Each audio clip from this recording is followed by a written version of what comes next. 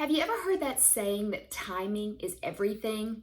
What I have learned as a couples therapist and relationship coach is that when it comes to communication, picking your timing sometimes is the name of the game.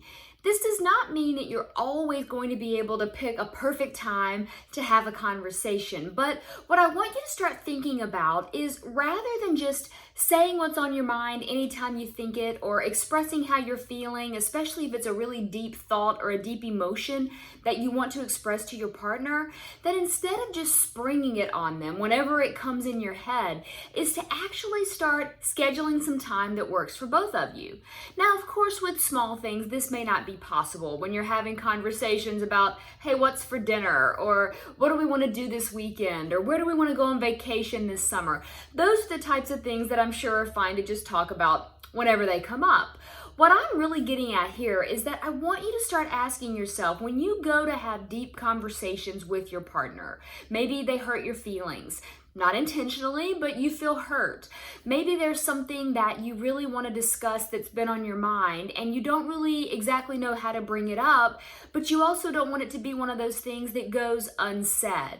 I also hear that a lot from my clients, is that there are these things that they want to be talking about and aren't, and they tend to spend a lot of time staying in like the high level superficial conversation and never going to the deeper level.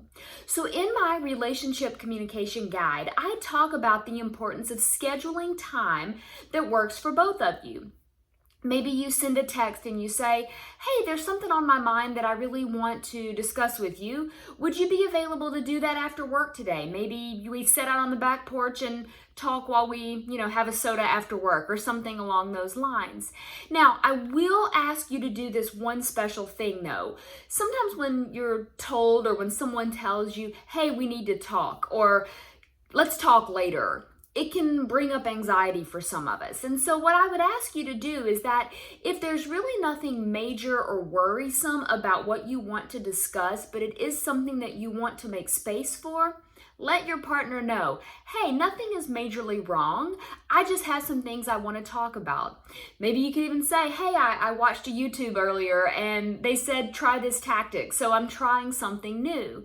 You don't want to spring it on people, but you also don't want to make an unnecessary amount of anxiety in preparation for the conversation. I do hear that a lot, that sort of fear of, oh my gosh, they said they want to talk, there must be something wrong. So if you can do something to put your partner at ease, to let them know, hey, there's something on my mind that I would love to discuss with you. Nothing major, I'm not upset with you, there's nothing huge that I need to, lay on you, but at the same time, I want to make sure that we devote time free of responsibilities, kids, distractions, telephones, whatever it may be that could keep you distracted or not allow you to connect to each other. It takes a little bit of practice, it does. And then once you're in the conversation, making space for each of you to talk about how you're feeling, what's on your mind, and then also to reflect back and forth what you're getting from what the other person is saying. You don't have to schedule these conversations every day, but just like I would ask my clients that I work with to meet with me on either a weekly or an every other week basis, sometimes twice a week, depending on how much stuff there is to sort of get out and work on. Use that same kind of a schedule with your partner. Maybe a standing appointment at Tuesdays at 4 p.m. The two of you sit down and discuss things, just sort of the state of your relationship and a chance for you to both say what's on your mind. The world we live in, life as we know it, is very complicated. So if we don't carve out time to have these deep, courageous conversations, sometimes there are things that go unsaid for a very, very long time. When we may be able to just sit down and say, hey, there's something on my mind I want to talk about, that's great. If we don't say it and don't say it and don't say it and then still don't say it and a lot of time passes, that's where sometimes a lot of frustration starts to build. It's almost like we're not ever getting those things discussed that really need to be talked about. So they just sit beneath the surface and kind of fester.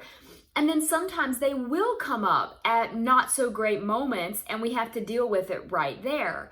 So if you start making time to have these courageous conversations as you go through your relationship, you're not going to have as much focus on saying things right away the minute they pop in your head. You're going to practice and condition yourself to know that there is a time and a place to have those deep conversations. There's no such thing as perfection. That is not what we're looking for. We are simply looking for both people in the relationship to have a voice, to be able to discuss what's on their mind, and to feel like there's actually time to devote to these conversations. When you first start off, it may be no more than 15 or 20 minutes that you're really devoting to having this courageous conversation. But as you continue to, carve out this time, it does get easier to think of it as a part of your week, as a part of your days, and you're going to find that the stuff beneath the surface doesn't feel quite so heavy because you're making space for it to come to the surface. I would love to know if you try to implement this and how it works for you, as well as any questions that you may have about how to streamline this even further to make it work for both of you so that you can build that relationship of your dreams.